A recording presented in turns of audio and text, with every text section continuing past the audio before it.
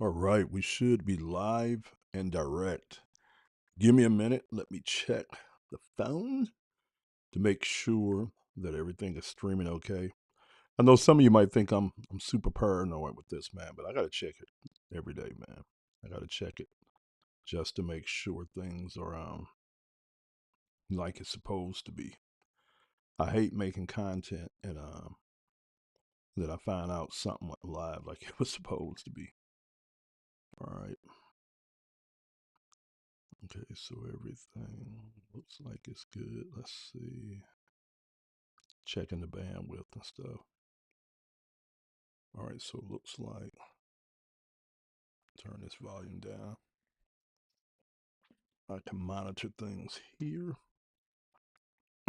All right, guys. So what's up? What's up? This your man Orville J. Parker, aka Coach. Guys, welcome, welcome, welcome. I'm not gonna stay on here long, man. I gotta jump off and go watch my Cowboys spank these Detroit Lions, man. Excuse me, but I wanted to get on here and talk to you guys about something that I was thinking about today. I told you guys, end of the year, man, it's like reflection mode for me. I'm looking back over the year and I'm saying, okay, what did I do right? What did I do wrong? What do I need to tighten up going into my next year? And one of the things I think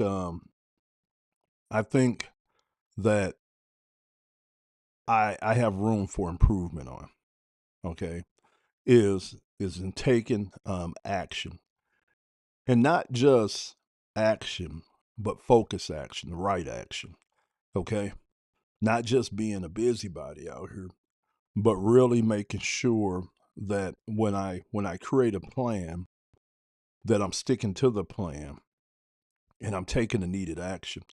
And one of the ways that I figured out how to beat this in the past, and it's something that I'm re-embracing again and double down on, is very simple.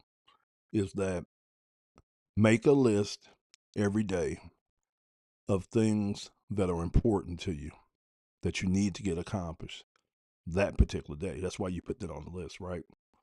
But don't make your list super big. Like in my case, I make the list no more than 7 items. Okay. And then the next thing to do is to prioritize that list. And you can use different things. Like some people would take the list and the position that the item in the list dictates its priority. So the top thing is the highest priority, working down. Or you can do the number system. Okay. But do that. All right. So like if you wanted to do like just a position thing, what you would do is take a scrap sheet of paper and you would just write out or figure out what things you wanted to do that day, not going over 7. Then you would rank them. All right. And then you would create your master list that you're going to look at every day. And one thing I was doing, and I'm going to do it again, is using my phone. All right. To hold my list. So that way I could just look at it. Right. But so make a list of the important things that you need to get done that day. Prioritize it. Then this was key, and I learned this from Earl Nightingale, and I'm gonna read something from him in a minute. But then work on the one item completely until it's done. Don't multitask. Don't do it 25%, then jump to the next item. Work on the one item and then get it completely done before you move on to the next one. Okay. And let me read what Earl Nightingale wrote.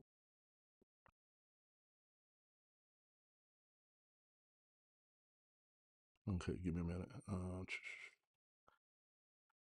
Okay, so he says start with the habit of prioritizing.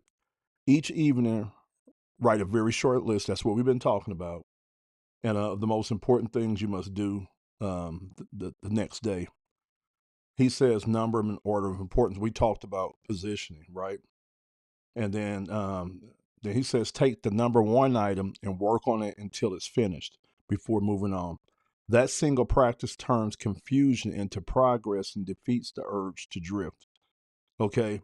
Now, really, really think about that.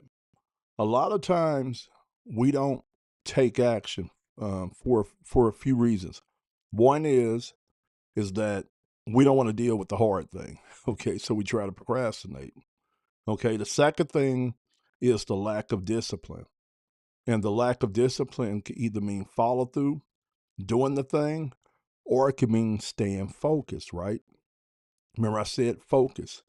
Now, focus might not be that you can't sit down and work through something. Focus might be where you allow yourself to be distracted.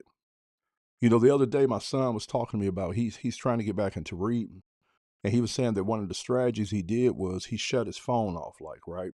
And then put it across the room. He had nothing on the table but the book that he was reading. So that allowed for him to be able to shut out a lot of distractions. All right. And that's very, very key because even myself, and I'm sitting here, like I'll sit down and say, okay, I'm going to work on something. I'm going to get something done today. And if I'm not careful, man, I can get off the track so fast. It could just be glancing at the phone. It could be I'm working on something and I have to go research something. And then that takes me down this rabbit hole of reading. I'm out doing all kind of things that don't pertain to the task that I was working on.